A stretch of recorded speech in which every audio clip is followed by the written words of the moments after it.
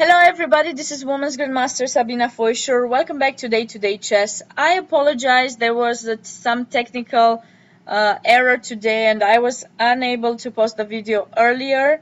I would never let you in the middle of a tournament without saying something. So I apologize for not being able to do it earlier, but here I am back again with the 7th and last round of the second World Chess Championship for Disabled. I have to say a big thank you to Grandmaster Thomas Luther for giving me the opportunity of being the official commentator of this tournament. Thank you so much. It's been a great experience for me, and I really hope everybody has enjoyed my YouTubes and my comments. I have tried my best to give as good of a comments as possible. I haven't done this before, so it was definitely an amazing thing to do, and I'm so grateful for that, and I've learned so much, and I've really enjoyed the games. Maybe in other situations I wouldn't have checked all the games, but this way I've checked them all, and these players have shown amazing chess skills, amazing chess knowledge, amazing technique. I mean, I was so impressed. I'm so grateful for having been able to see all of these games and choose the best game of the day for you guys. And I hope you were enjoying this as much as I did. If you want to find out more about the tournament, make sure you check out the official website of the tournament, worldchess-disabled.com. You're going to be able to see the final standings with the different prizes that were given, photos, information about how the event started taking place, and everything related to it.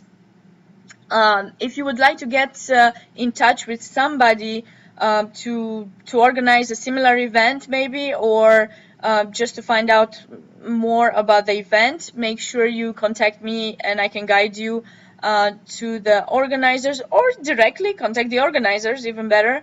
I would recommend to contact Grandmaster Thomas Luther for more information about the World Chess Championship for Disabled, or maybe tournaments for disabled in general. Thank you so much for watching these, and let me tell you what happened today and why I chose this game.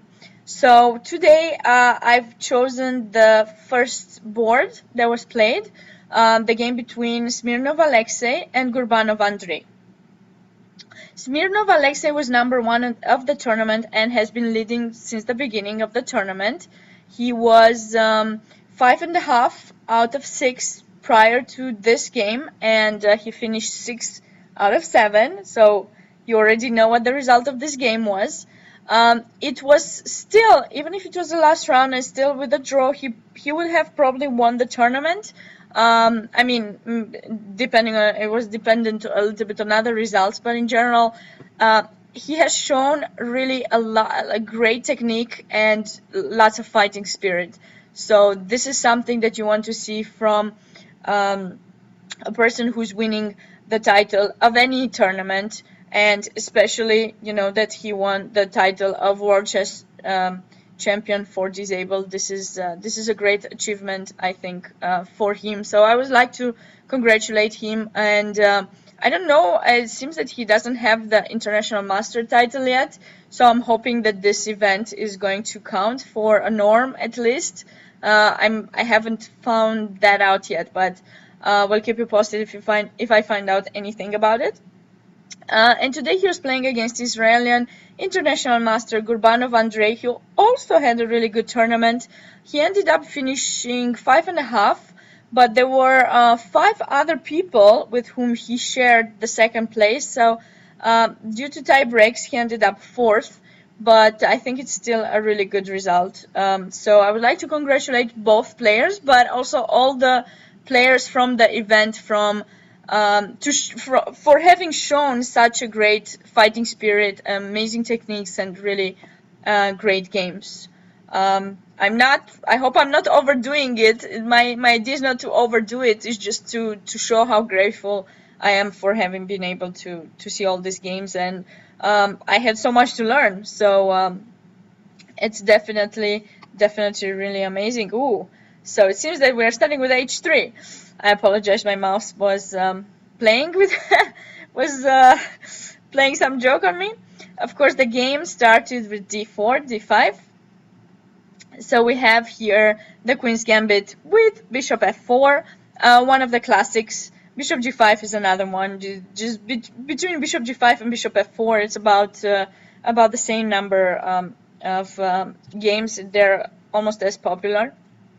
Knight bd7, and here the main line in this position is c5, but c6, bishop d3. Now white has to make sure he's going to ensure his bishop in f4, play some h3, bishop h2. Additionally, he would have some plan. If you look at the pawn structure, we will see that white would like to play some b4, a4, b5, and get, of course, more space and create some weaknesses on the queen side. That's where he has the advantage. But black is not going to stay and do nothing. He's going to play some b6. So you have to be ready for this. There's some theory that goes on for quite a number of moves. So if you're not ready to play something like this, you're better off just playing something solid. Besides the last round, you don't need to kill yourself for the win. You just need to have a solid position. Place your pieces as well as you can, and then try to utilize any weakness of your opponents. c6 was played by the international master. I personally would have tried c5 because I want to equalize as soon as possible with black. Now if c takes d5, knight takes d5, we are okay to trade one more piece. And now d takes c5, knight takes c5, and I think this position is about equal. This knight is coming towards e4. White does have the bishop really much better placed than in general. In general, the bishop is in c1.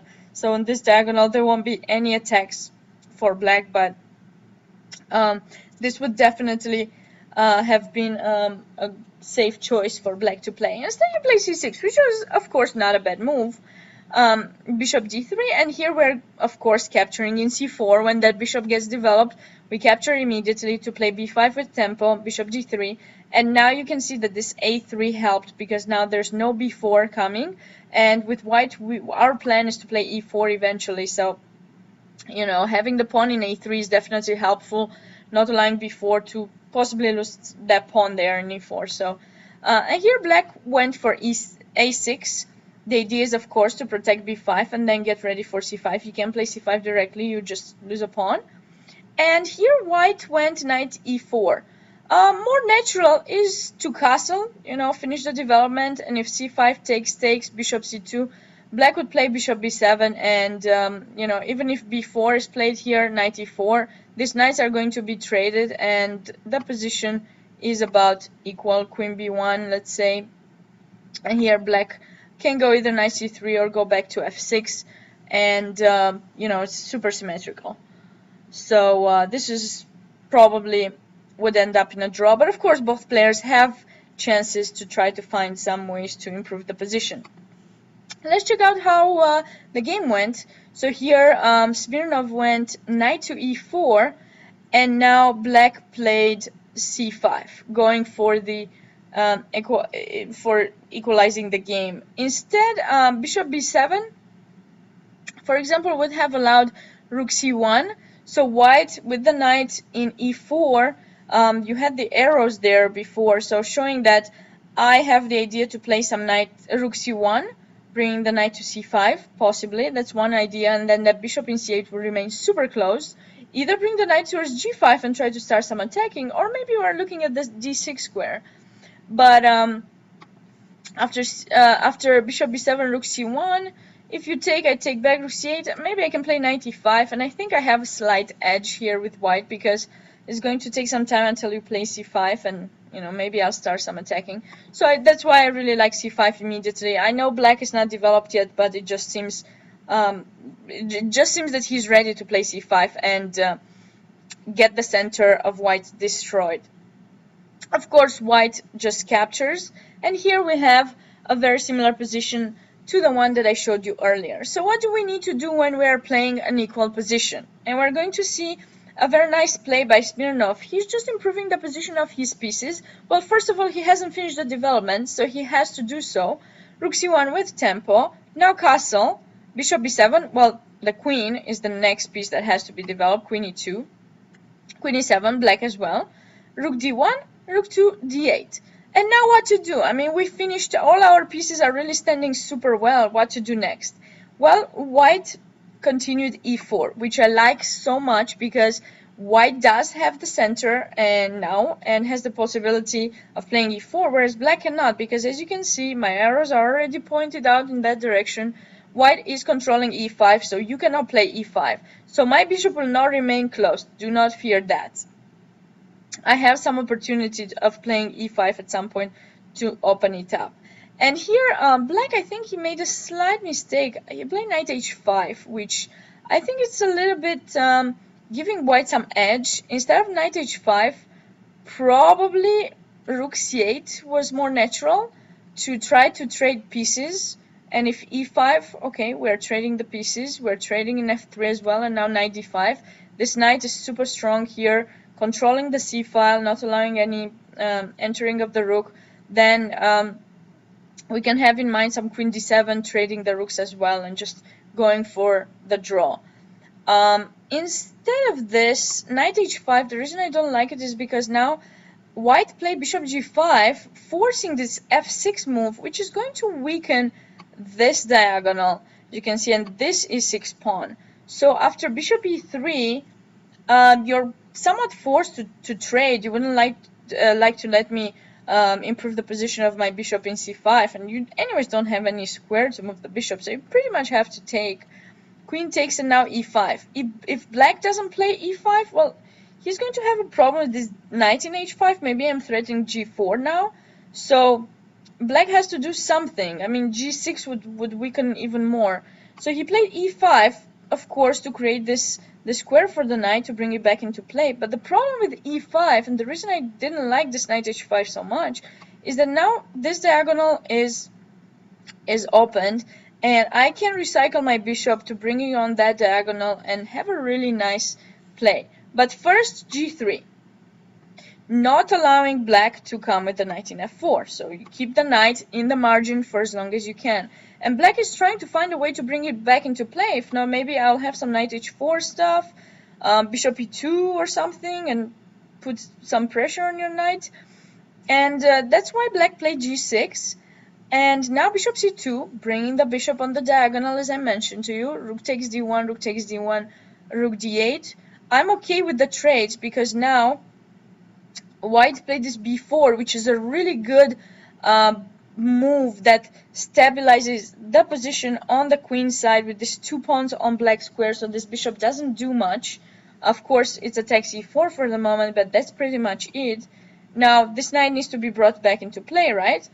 And now, you would think, right, I was telling you earlier that the position is so symmetrical. Well, yes, it is symmetrical, but white does start having some interesting ideas to improve his position, and here he did it. He went queen a7, improving the position of his queen.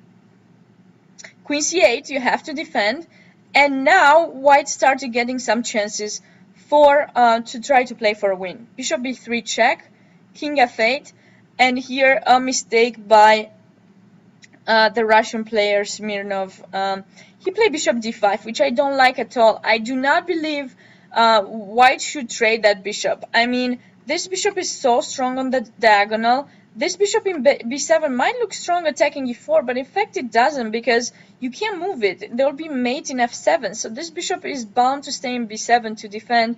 So now what should we do? Well, try to improve the last piece that doesn't do anything. So I think here, had he played knight e1, tried to bring it towards c5, he had big winning chances. Because now, for example, if black plays queen to c3, trying to make a double attack, well, don't worry, I take in b7, you can't take in e1, because then there will be mate in f7, so you have to take in b3, and now I take in a6, and I have a pawn up and 2 pawns super weak here. White has definitely winning chances, but after bishop d5, the bishops got traded off, and here the players agreed to a draw.